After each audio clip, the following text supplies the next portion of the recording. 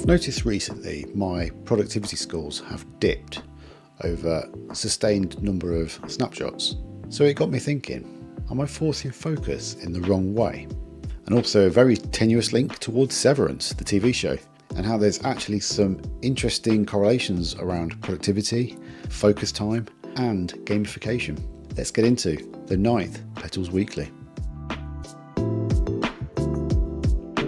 So before we get into all the details, let's do those old scores that we like to bring up. Productivity is 4, steady and a slight increase on last time. Enjoyment is 4 as well, staying engaged. Teamwork is 2, which is taking a bit of a hit again with lack of availability from the team. Learning is a nice 4 with all that research I've been doing recently. And Serenity is 3, midway, but it's creeping around.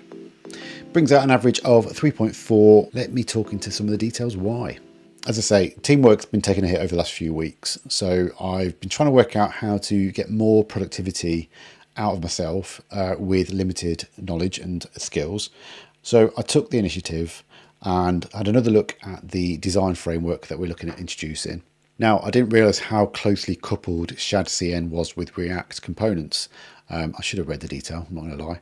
However, we're not building a React app. It's very much a static Django app. So what I looked at instead of was some alternatives to just like a visual design library that we can inherit and use. There's loads out there, Bootstrap and Tailwind to name a few. But I did return to one that I've looked at before called UIKit. Now, this is not the one that you normally see in iOS apps, but actually another framework for web apps. And it looked quite straightforward to introduce. It does rely on jQuery for some points, which is contentious, but at least I know it. So I had a look into this over the weekend, got it working and started applying some styles to our web app. And it's actually already pulled together some nice frameworks to play with. And it's given me some joy in the work that I've been doing as well. I felt really satisfied about the fact that I've got something to show now. I won't show on the YouTube channel yet because it is very early days, but at least I'm making good steps in that direction, and I'll hopefully have something to demonstrate next time. I think my serenity is actually increased a little bit because I've managed to find some zen in the way that I work, even despite having very little teamwork around at the moment. And I've also learnt quite a lot, especially with all the research I've been doing around productivity and synchronicity and all that good stuff. So let's go into that in a little bit more. I'm going to do a lot more talking about learning this week. I've read a few books this week, or listened to some blinks about books at least, and done some extra research. One is Living in Flow by Skye Nelson Isaacs, and the other is Attention Span by Gloria Mark. Now, these two books talk a lot about how we can find our optimized productivity, how we can reduce all those distractions that we have either in the workplace or at home, but also how we find that natural rhythm in our own sort of lifestyles. Everyone's got their own personalities and requirements and personal distractions or demands. So trying to find your personal synchronicity in like the life of getting things done is quite an interesting concept to go down.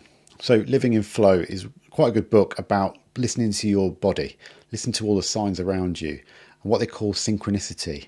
And this allows us to trust our brains and flow a little more naturally, a little bit more organically, and hopefully you tap into those right opportunities. Sounds familiar, right?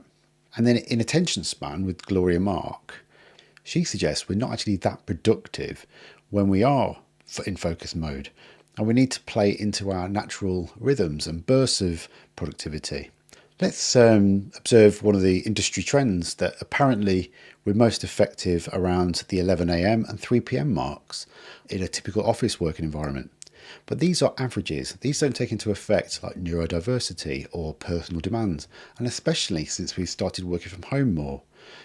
We know that our typical 9 to 5 might have those peaks around 11 and 3, but are you listening to your body as to when you are most productive? Or should you be observing your trends and over time to understand when is the right time to do some deep work and thinking, when's the best time to do some of the simpler jobs, and when to take those breaks to make sure you're balancing it out better? How does all this fit into PETALS and what I've been doing? So for me, my optimal learning time is actually when I'm away from a screen. I find it really soothing and actually quite enjoyable to learn whilst I might turn about without a screen. Typically, I'll plug my AirPods in, go for a little walk with the dog around the canals and out in the fields, listening to some audiobooks or podcasts, and that's when I really learn the best. I also find when I've got some music on, like I like listening to house music and dance music. These songs are typically like 5 to 8 minutes long, but because it's quite repetitive, it's got a nice natural rhythm, but no real vocals half the time, it doesn't distract me from what I'm trying to do. It's just a nice background white noise for me. And I find myself getting into the zone quite well for a good hour when I've got like an hour-long mix playing in the background. So what I've been trying to do is play some of that music while I want to get some focused time, plug in and just get on with the work. And it works really well for me.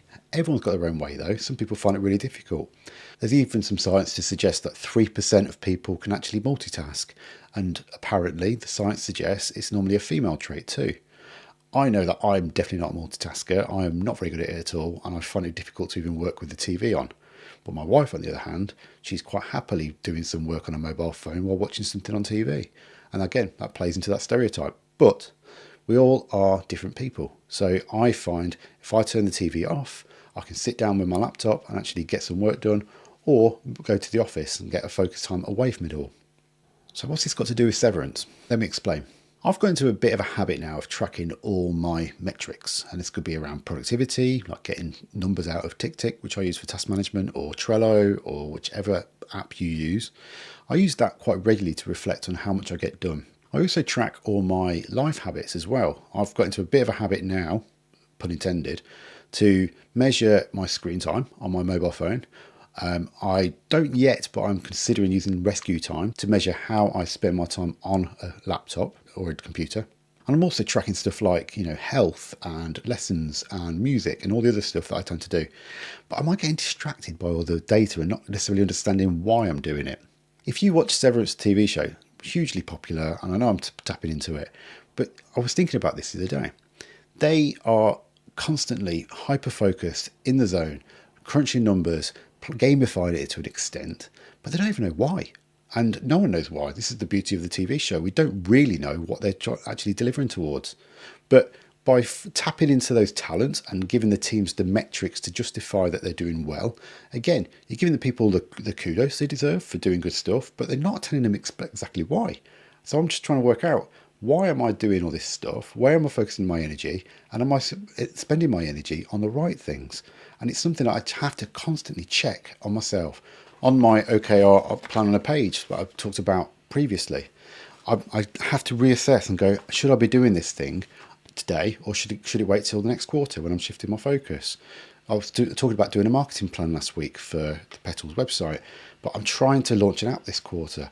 I need to push that away and reassess how I can be more productive and more focused on getting the app live with the limited resources I have available. I'm working independently at the moment, and eventually the team will be able to support me. But until then, I'm going to do what I can, and then eventually they'll be able to join me and finish it off together. The point we're getting across here is we need to really tap into what we are strong at, understand our habits and our capacity, play into it, but actually take stock and think about, why am I doing this and how can I get the best value out of my time? So my few tips for you, my little hacks for getting the best out of your time. Find your own rhythm. Ignore all those industry standards. Ignore all the data. Just find your natural rhythm. Use those metrics wisely. They're there to help you and guide you. You don't be a slave to the numbers. And find your background noise that works to complement your working time, your focus time. I love house music, and I know that's not everyone's cup of tea, but think about where you are most comfortable and where you're most focused without all the distractions. Reach out, let me know where your zen is, where your happy place is, and where you can be most productive. Put your comments below or on the apps, and let me know on the email as well, site@petals.team. And with that, I'm going to wrap it up for this week, and I'll be back next week for the 10th Petals Weekly. Take care of yourselves and look after those teams.